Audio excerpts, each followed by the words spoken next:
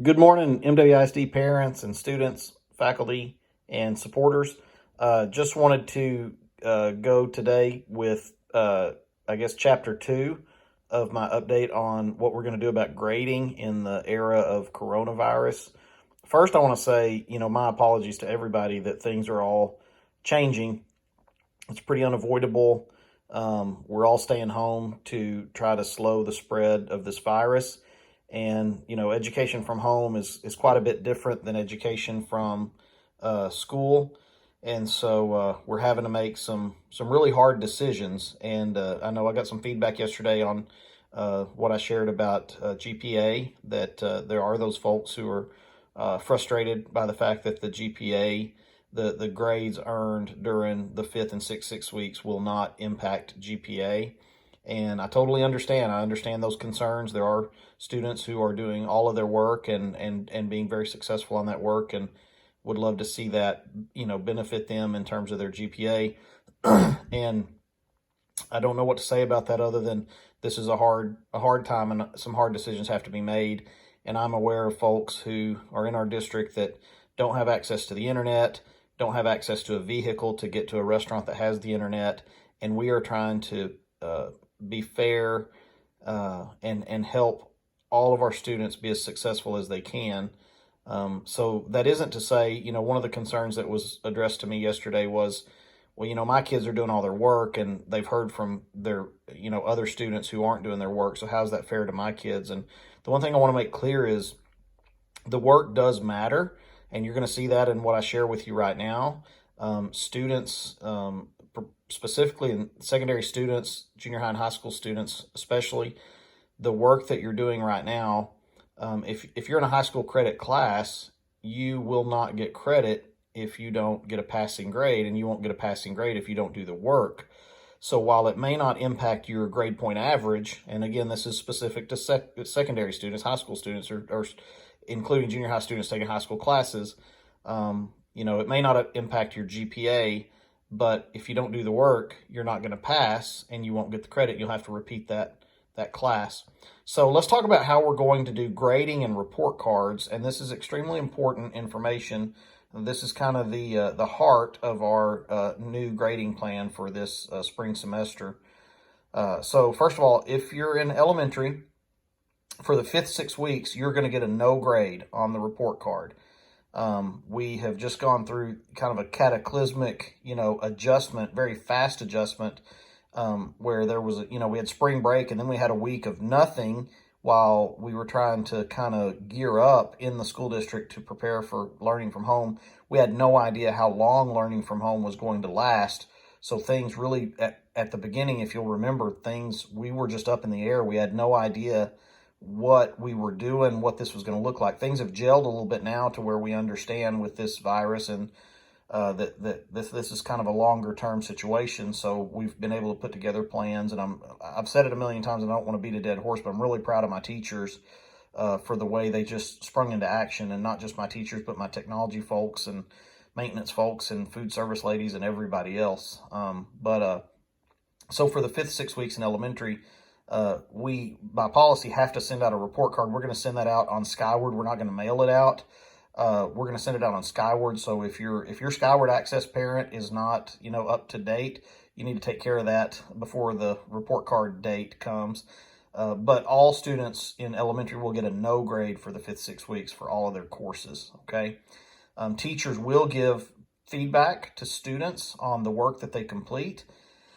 In grades pre-K through 3, we have given packets, paper packets, and not only packets, but for a lot of those students, their different workbooks and things that they were using in class have been sent home. And then teachers are video conferencing twice a week for students who have internet access and can access that either via their computer, via their parents' cell phone. Grades 4 through 6, we have now been able to distribute Chromebooks to all students that have internet access, and we are doing online instruction for those students. Good news on the at-home internet mobile hotspot front. We have begun to receive those, and our initial order of 30 has shipped, and our second order of 30 either has shipped or is in the process of shipping now. We've got a tracking number on that. So the first 60 names on our wait list will be getting their hotspots very soon, which will help us get more kids onto this online instruction. But those that don't have access to the internet, we do have packets for them. So there is a legal requirement in Texas Education Code that all students get written notice of performance at least once every 12 weeks. And so in order to do that, here's what we're going to do. First of all, end of year performance will still be assessed in all elementary classes. They'll still get an end of year, performance measure of some kind. And here's what we're going to be doing. Though there's no 5th 6 weeks grade, there will be a 6th 6 weeks grade, and it will either be an S for satisfactory or a U for unsatisfactory. We're going away from the 0 to 100 scale, and we're going to this S or U scale because of the various obstacles and hurdles that at-home instruction is presenting to our students, and not only our students but our teachers as well. So for report cards, they will be going out the 5th 6 weeks. Again, if you look at it, what it's going to say is NG, NG, NG for no grade, no grade, no grade. But it will be going out. And then the 6th 6 weeks grade, you will see course by course S's and U's for satisfactory or unsatisfactory for your child that 6th 6 weeks. Okay, for secondary students, this would be junior high and high school and students at the academy. Teachers will continue to provide grades and feedback on all assignments. Students passing STAR EOC tested courses are not required to take the STAR EOC course. That's a really important point. If you're in a course, English 1, Algebra 1, English 2, U.S. History, Biology, those are your secondary courses with STAR tests that are tied to them. If you pass that course this year, the TEA has waived STAR testing requirements. So you definitely want to pass that course.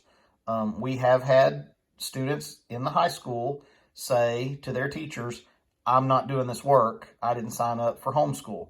Well, none of us signed up for coronavirus, right? So, basically, if you end up failing the course because you refuse to do the work and it's a STAR tested course, what's going to happen is when you have to repeat that course to get credit, you will tie yourself to having to take the STAR test because you didn't take advantage of this opportunity to pass the course when there's no STAR test tied to it. So if I were in English 1, English 2, Algebra 1, Biology, or U.S. History, I would make sure I do what my teachers are asking me to do so that I can pass the course and basically get this one-time get out of jail free card to avoid the STAR test. That's what I would do, but you have to make your own decisions, right?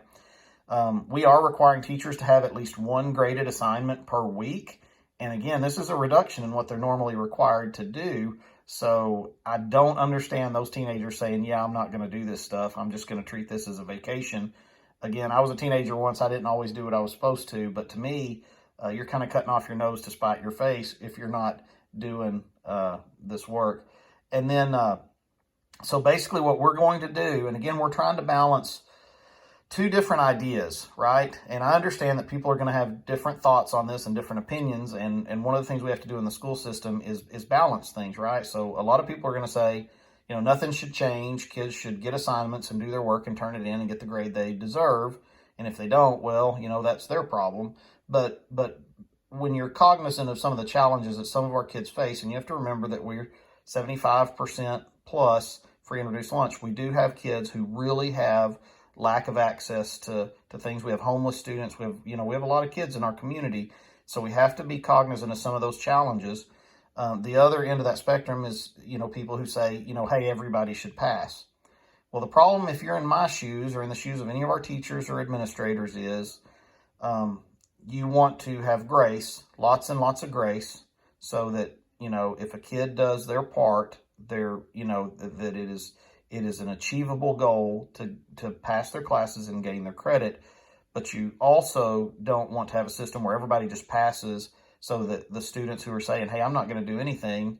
And we do have, occasionally we have teachers who have a Zoom meeting and no one shows up. And so you have to balance those two things of, we still want our students learning. Next school year is still coming.